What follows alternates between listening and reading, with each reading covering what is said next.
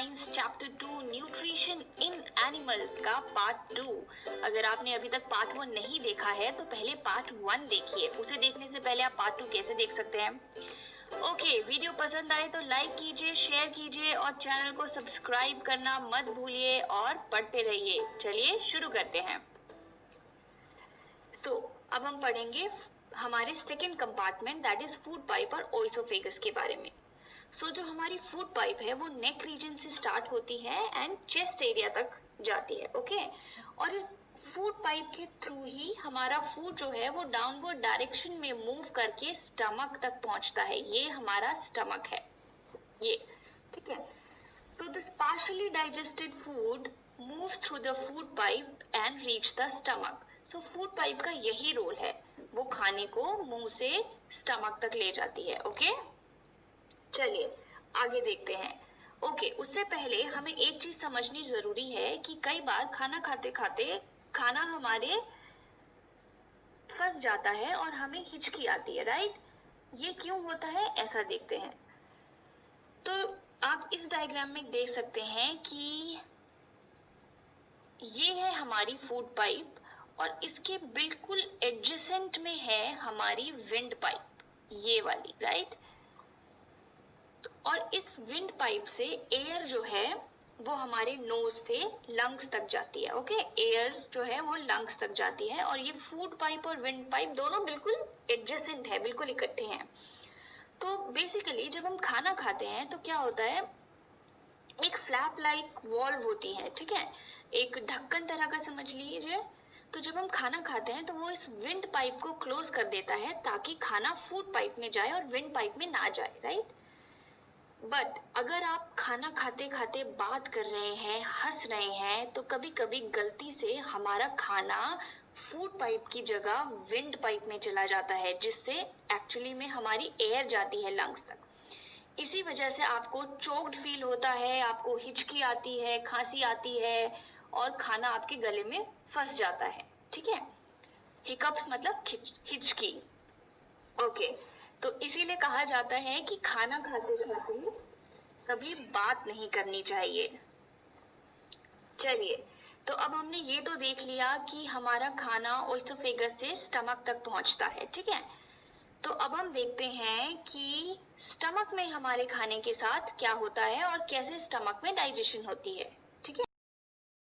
Stomach है यानी हमारा पेट, वो हमारी एलिमेंट्री कैनाल का वाइडेस्ट पार्ट है।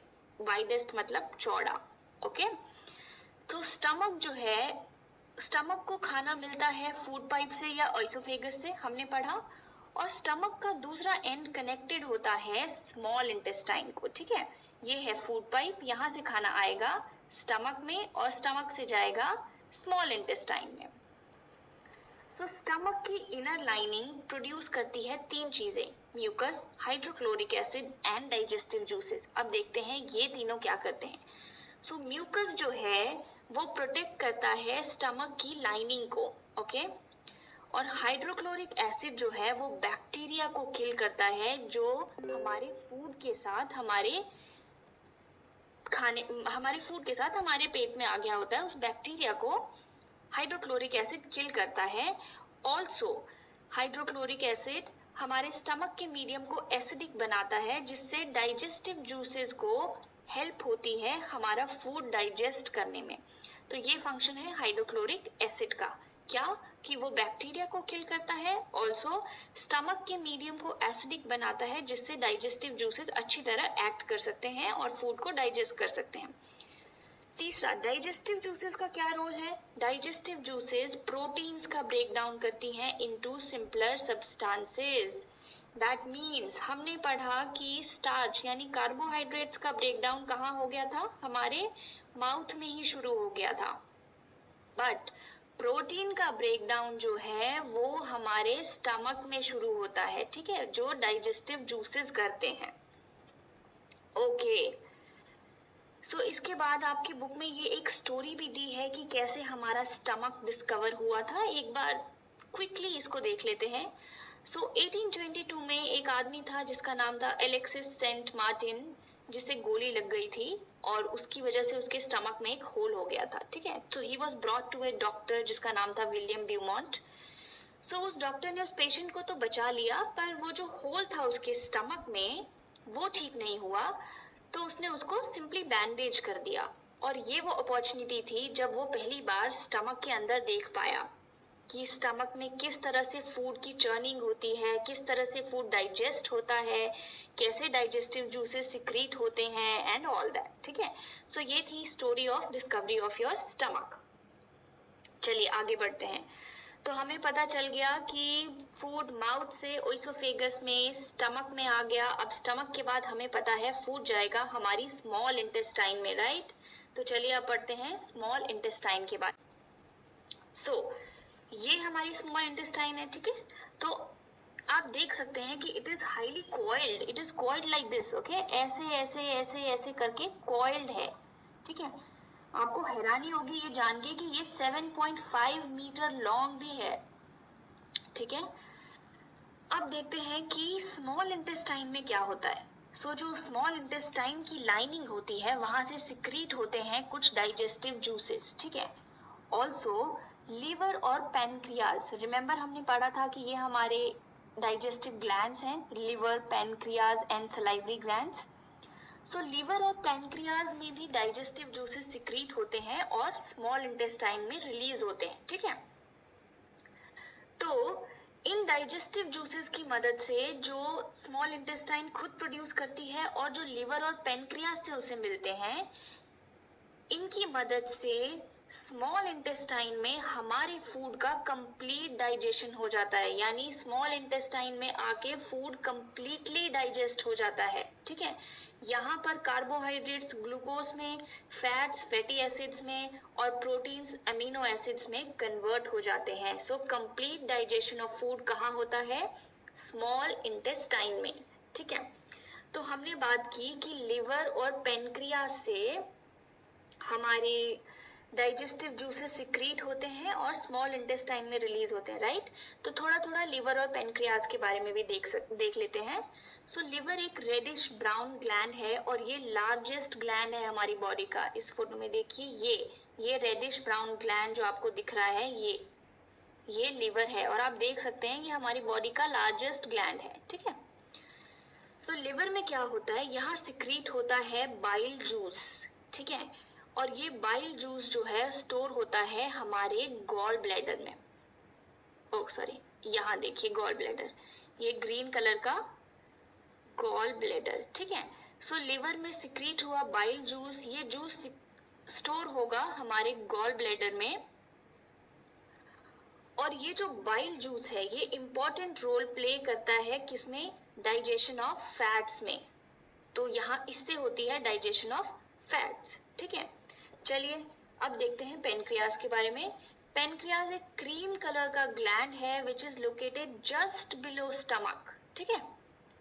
देखिए ये स्टमक है और स्टमक के नीचे जो है ये है हमारा पेनक्रियाज, ठीक है। It is located just below stomach. So यहाँ क्या होता है, यहाँ पेनक्रियाटिक जूस सिक्रीट होता है और ये जूस जो है वो एक्ट करता है कार्बोहाइड्रेट्स, फैट्स और प्रोटीन्स में और उसे चेंज कर देता है सिंपलर फॉर्म्स में और फूड की डाइजेशन में अल्टीमेटली हेल्प करता है, ठीक है। तो हमने लिवर और पेनक्रियाज भी देख लिया। चलिए आगे बढ़ते हैं। ओके, तो हमने अब तक पढ़ लिया कि हमारा फूड जो है वो स्मॉल इंटेस्टाइन तक आते आते पूरी तरह से डाइजेस्ट हो जाता है, राइट।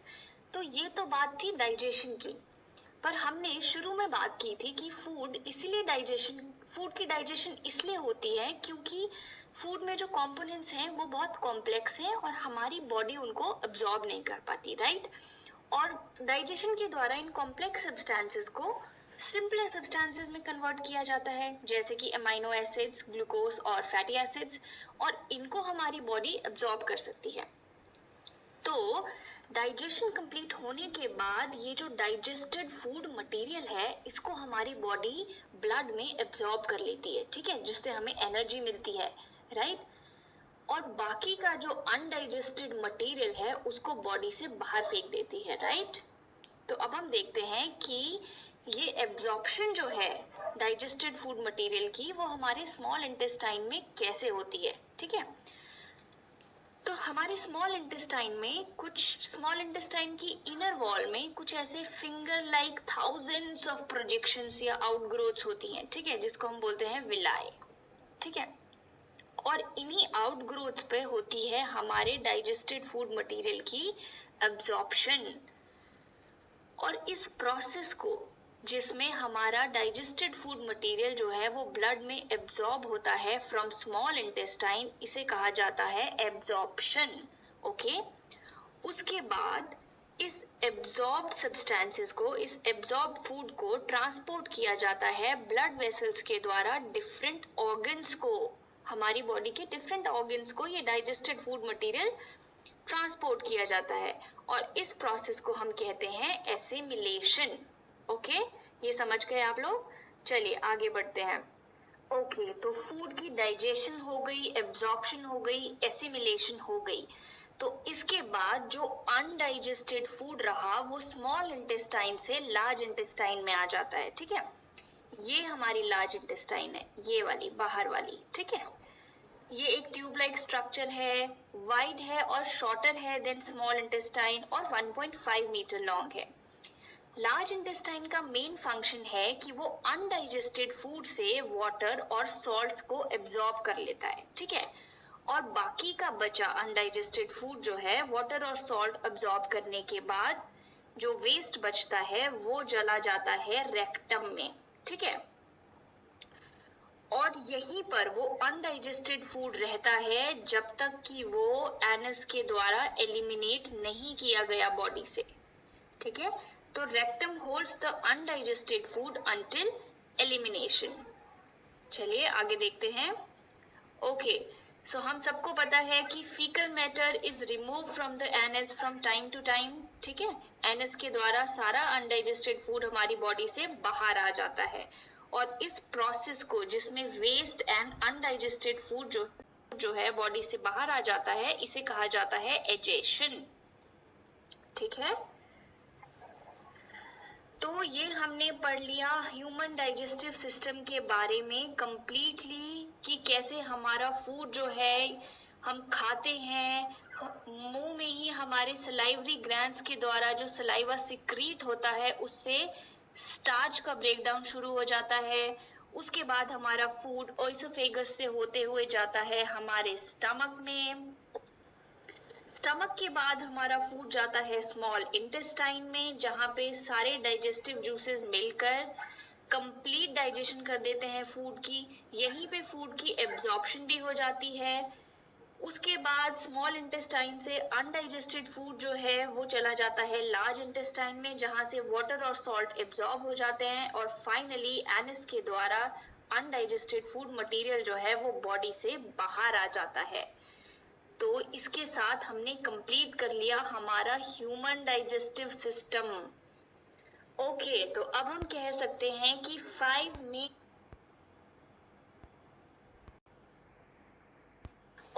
तो अब हम कह सकते हैं कि 5 main steps of nutrition in human beings are.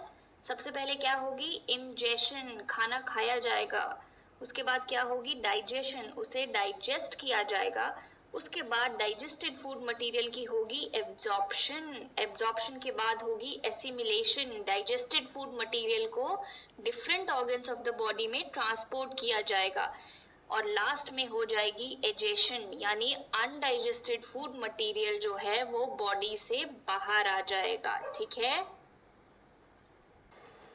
हमने पढ़ लिया डाइजेशन इन ह्यूमन बीइंग्स, ठीक है। इसके बाद अब हमें पढ़ना है डाइजेशन इन ग्रास ईटिंग एनिमल्स, और उसके बाद हमें देखना है डाइजेशन इन अमीबा। चलिए इनको भी देख लेते हैं। ओके, आपने नोटिस किया होगा कि काऊ, बफेलो और कुछ ग्रास ईटिंग एनिमल्स जो हैं वो कॉन्टिन्यूसली कुछ चबाते रहते हैं, even when they are not eating. जब वो खाना नहीं भी खा रहे हैं तो भी वो चबाते रहते हैं। क्या आपने कभी ये देखा है? एक्चुअली होता क्या है कि जब वो ग्रास को खाते हैं तो दे क्विकली स्वेलो इट। वो इस ग्रास को खाते हैं और इसको डायरेक्टली स्वॉलो कर लेते हैं। और उसके बाद ये चला जाता है, चबाते नहीं है, सिर्फ स्वॉलो करके ये चला जाता है उनके स्टमक के इस कंपार्टमेंट में जिसे कहा जाता है र्यूमेन। ओके, और यहाँ स्टोर हो जाता है। ऐसा क्यों होता है ये भी मैं आपको बताती हूँ। एक्चुअली ग्रास जो होती है it is rich in cellulose which is a type of carbohydrate, और बहुत सारे एनिमल्स इंक्लूडिंग ह्यूमंस इस सेल्यूलोज को डाइजेस्ट नहीं कर सकते, ठीक है। इसीलिए सारे एनिमल्स घास भी नहीं खाते, क्योंकि घास में जो सेल्यूलोज है उसे वो डाइजेस्ट नहीं कर सकते। ओके, तो ये जो सेल्यूलोज होता है घास में, वो इस र्यूमेन में डाइजेस्ट होता है by the action of a certain bacteria, ठीक है। And this bacteria is not present in humans, इसीलिए हम जो है सेल्यूलोज को डाइजेस्ट नहीं कर सकते।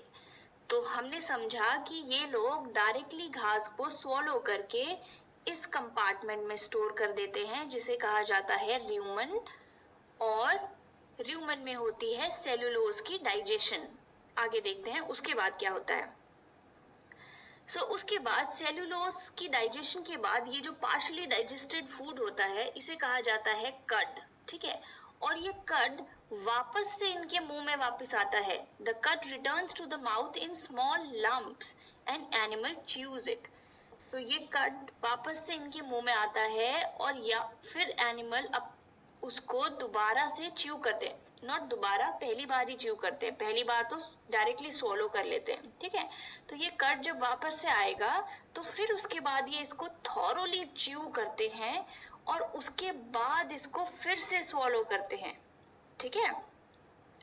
और इस प्रोसेस को कहा जाता है र्यूमिनेशन, और इन एनिमल्स को कहा जाता है र्यूमिनेंट्स, ठीक है। और जब वो दोबारा उसको उस कड को थॉरोली च्यू करके स्वॉलो करते हैं तो इस बार दोबारा वो र्यूमेन में नहीं जाता, अलग कंपार्टमेंट्स में जाता है जहां उसकी फूड की कंप्लीट डाइजेशन हो जाती है, ठीक है। So I hope you understood it. So I hope आपको ये अच्छी तरह से समझ आ गया होगा कि कैसे घास जो है सबसे पहले animals, grass eating animals directly swallow करके र्यूमेन्स में पहुंचा देंगे, र्यूमेन कंपार्टमेंट में पहुंचा देंगे, यहाँ सेल्यूलोज डाइजेस्ट होगा, ये पार्शियली डाइजेस्टेड फूड दोबारा से कड जिसको हम कहते हैं बनकर वापस आएगा, मुंह में ये इसको चबाएंगे और उसके बाद दोबारा स्वॉलो करके वापस से स्टमक के दूसरे कंपार्टमेंट्स में भेजेंगे डाइजेस्ट होने के लिए, ठीक है। चलिए आगे बढ़ते हैं। तो ये हमारा खत्म हो गया डाइजेशन इन ग्रास ईटिंग एनिमल्स। अब हम बात करेंगे feeding and digestion in amoeba. Okay, amoeba क्या है पहले ये देखते हैं। अमीबा एक माइक्रोस्कोपिक सिंगल सेल्ड ऑर्गेनिज्म है। ये अमीबा का डायग्राम है। अमीबा जो है हमें पॉन्ड वाटर में मिलता है। इसमें एक सेल मेम्ब्रेन है, न्यूक्लियस है और बहुत सारे वैक्यूल्स हैं, ऐसे आप देख सकते हैं। ये अमीबा का सेल है, ठीक है, बहुत सारे वैक्यूल्स हैं। अमीबा की जो शेप है वो कॉन्स्टेंटली चेंज होती रहती है, शेप एंड पोजीशन, उसकी कोई फिक्स्ड शेप नहीं होती, ठीक है। और अमीबा की बॉडी पे ऐसे फिंगर लाइक प्रोजेक्शंस होते हैं, ऐसे ऐसे प्रोजेक्शंस होते हैं, ठीक है, जिसको हम कहते हैं सूडोपोडिया और फॉल्स फीट। तो ये जो इसके प्रोजेक्शंस हैं ऐसे फॉल्स फीट और सूडोपोडिया, ये हेल्प करते हैं अमीबा को उसकी मूवमेंट में और ऑल्सो फूड को कैप्चर करने के लिए, ठीक है। और अमीबा जो है छोटे छोटे माइक्रोस्कोपिक ऑर्गेनिजम्स पे फीड करता है। तो ये तो हमने अमीबा के बारे में जान लिया। अब बात करते हैं कि अमीबा जो है फूड को डाइजेस्ट कैसे करता है। ओके, चलिए देखते हैं। तो जैसे ही अमीबा का फूड उसके नजदीक आता है तो ये जो सूडोपोडिया है या जिसको हम कहते हैं फॉल्स फीट, ये इस तरह से, हमने पढ़ा था कि अमीबा अपनी शेप को चेंज कर सकता है, राइट। तो ये जो सूडोपोडिया है वो इस तरह से फूड के अराउंड अपने आप को फूड को अपने सूडोपोडिया से अमीबा कवर कर लेता है, ठीक है। और इस तरह से फूड को एनगल्फ कर लेता है, ट्रैप कर लेता है फूड को, और फूड जो है उसके फूड वैक्यूल में ट्रैप हो जाता है। उसके बाद उसकी बॉडी में डाइजेस्टिव जूसेस उस फूड पे एक्ट करते हैं, उस फूड का ब्रेक डाउन करते हैं सिंपलर सब्सटेंसेस में, फिर डाइजेस्टेड फूड को एब्जॉर्ब किया जाता है बॉडी में, which is required for growth, maintenance and multiplication. और जो अनडाइजेस्टेड रेजिड्यू बचता है, ये देखिए यहाँ से उसने अनडाइजेस्टेड रेजिड्यू को बॉडी से बाहर निकाल दिया। ठीक है, दिस वाज इजी। ऐसे सूडोपोडिया को ग्रो करके पहले तो अपने फूड को कैप्चर करेगा, उसे ट्रैप कर लेगा, फिर फूड की डाइजेशन होगी और पोस्ट डाइजेशन जो है अनडाइजेस्टेड मटेरियल जो है वो बाहर आ जाएगा। ठीक है, तो इसके साथ हमने कवर कर लिया digestion in human beings, grass eating animals and amoeba. तो इसके बाद एक छोटा सा टॉपिक है जो आपकी बुक में और दिया है, क्विकली हम इसको भी कवर अप कर लेते हैं, ह्यूमन टीथ के बारे में। तो आप सबको पता है कि दो तरह के ह्यूमन टीथ होते हैं, एक मिल्क टीथ एंड एक परमानेंट टीथ। सो जो छोटे बच्चों के टीथ आते हैं बचपन में, जो 6 से 8 साल की उम्र में गिर जाते हैं, दूध के दांत जिन्हें हम कहते हैं, ठीक है, वो है मिल्क टीथ। उसके बाद जो टीथ आते हैं उनके गिरने के बाद उन्हें कहा जाता है परमानेंट टीथ। परमानेंट इसलिए क्योंकि उसके बाद वही टीथ हमारे लाइफ टाइम तक रहते हैं, एक्सेप्ट जब ओल्ड एज आ जाती है या कोई डेंटल डिजीज हो जाती है तो वो गिर जाते हैं। ठीक है, उसके बाद ये भी बताया गया है बुक में कि आपकी जो टीथ है उनकी अरेंजमेंट कुछ इस प्रकार की होती है। ये आपका एक जॉ है, लोअर जॉ, तो जो आगे के 4 दांत हैं, नीचे भी और ऊपर भी, उन्हें कहा जाता है इंसीजर। ठीक है, और जो ये वाले, ये जो ब्लू वन है, ठीक है, जो सबसे शार्पेस्ट होते हैं, ठीक है, इन्हें कहा जाता है केनाइन। इसके पीछे होते हैं प्री मोलर और ये जो है वो है मोलर। इन सारी टीथ्स का अलग अलग फंक्शन है। जैसे कि इंसीजर जो है वो फूड को बाइट करते हैं और कट करने में, पीसेस में कट करने में हेल्प करते हैं। वहीं जो केनाइन है, I told you they are the sharpest one, they are used for tearing off the food. ठीक है, उसके पीछे के जो प्री मोलर एंड जो मोलर हैं वो फूड की क्रशिंग एंड ग्राइंडिंग में हेल्प करते हैं। ठीक है, तो आपके 8 इंसीजर्स हो गए, 4 लोअर जॉ में एंड 4 अपर जॉ में, 4 केनाइन हो गए, 8 प्री मोलर हो गए और 12 मोलर हो गए। ठीक है, चलिए आगे देखते हैं। उसके बाद है टूथ डिके, दांत कैसे सड़ जाते हैं। जब भी आप हाई शुगरी फूड खाते हैं, सॉफ्ट ड्रिंक्स, चॉकलेट्स, ये ज्यादा क्वांटिटी में कंज्यूम करते हैं तो आपके दांत सड़ जाते हैं। कैसे, देखते हैं।